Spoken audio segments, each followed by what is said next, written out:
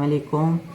कैसे हैं आप लोग नाज़रीन। आज हम लोग बना रहे हैं कुलसुम किचन में बन रहा है आज भिंडी गोश्त। ये इसके साथ थोड़ी बहुत चीज़ें हैं जो मसाले जाएंगे। सिंपल सा बनाऊंगी मैं। ये मैंने एक फुट का गोश्त लिया, आधा किलो धुला हुआ साफ़ सुथरा सा हड्डी के साथ लिए, और ये तली प्याज जैसे मैं रखती हूँ अपने पास। इसके अलावा ये अदरक पाउडर, ये लहसुन पाउडर, ये थोड़ा सा धनिया पाउडर, तकरीबन 1.5 टेबल स्पून 1 टीस्पून फुल भर के हमने लाल मिर्च का पाउडर लिया है, 1/4 टीस्पून हल्दी लिए, 1 से 1.25 टेबल स्पून जो है वो मैंने नमक ले लिया, ये 1 चम्मच भर के ले लिया। ये लहसुन अदरक का पाउडर मैं इसलिए यूज़ कर रही हूँ कि मेरे पास पेस्ट नहीं था। गोश्त डाल के पहले थोड़ा सा फ्राई करूँगी। तेल मैंने गरम करने रख दिया था, मैं कुकर में बना रही हूँ। इसमें पहले हम डाल देंगे गोश्त।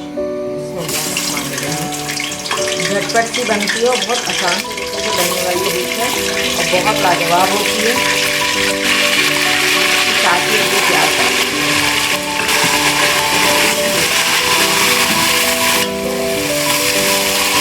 ये जो गोश्त है इसके साथ जो मैंने प्याज को शामिल किया बाद में, तो इससे ये हुआ कि जो हल्की फुल्की कसर प्याज में थी भुनने की वो भी भुन जाएगी।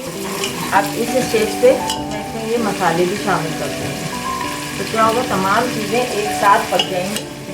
जैसे आपको पता है कि एक साथ तमाम चीज़ों को शामिल कर दिया, हम एक साथ भी डाल दें तो कोई इशू नहीं।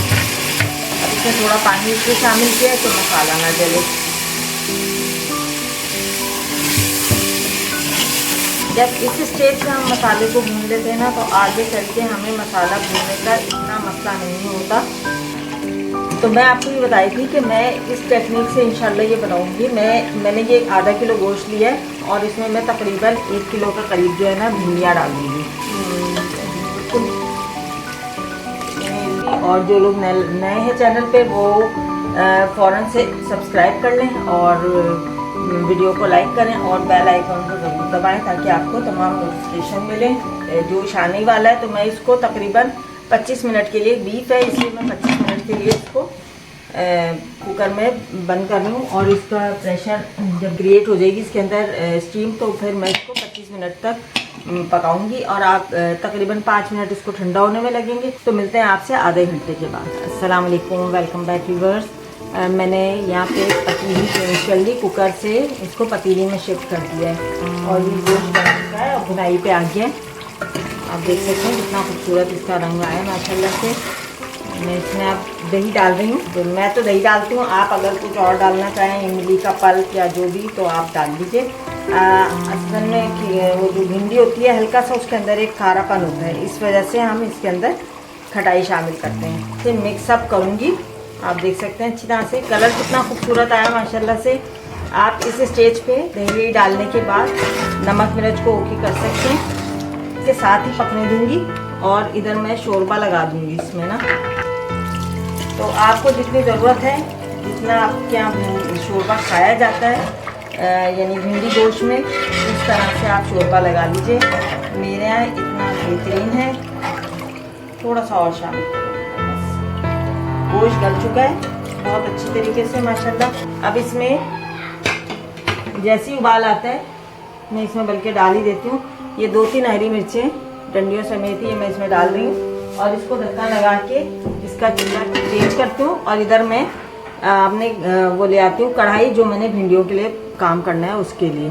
तो मिलते हैं आपसे। जी नाज़रीन, आप देख सकते हैं मैंने चूल्हा चेंज कर दिया, सालन को मैंने दूसरे चूल्हे पे शिफ्ट कर दिया। इधर मैं कढ़ाई ले आई हूँ और ये मेरे पास भिंडी है जिसको मैंने धो के रख दिया था पहले, उसके बाद खुश्क किया और अब इसको काट लिया।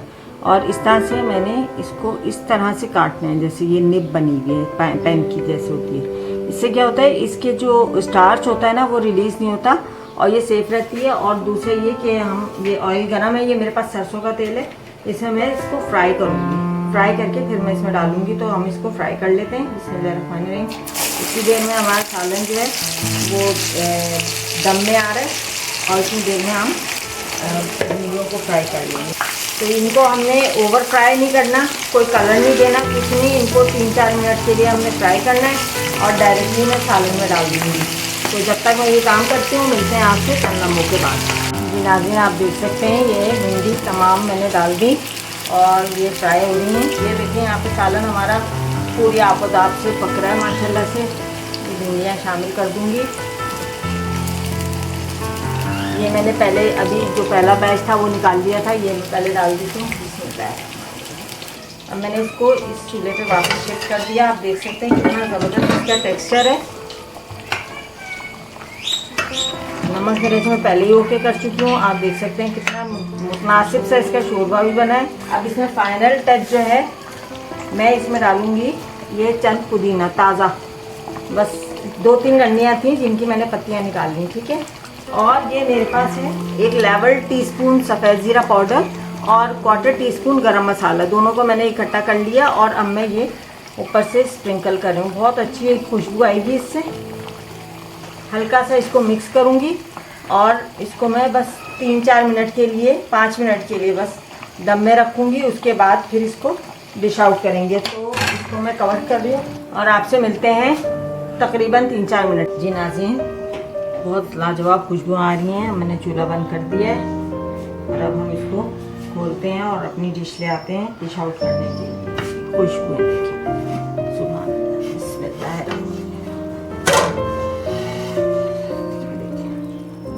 लाजवाब किस्म का भिंडी गोश्त तैयार हो गया। इसमें हम डिश आउट करेंगे और आप देखिए क्या ज़बरदस्त तैयार हुआ है माशाल्लाह से। भिंडी कितनी ज़बरदस्त है, गोश्त कितना बेहतरीन बना है, तरावट भी है।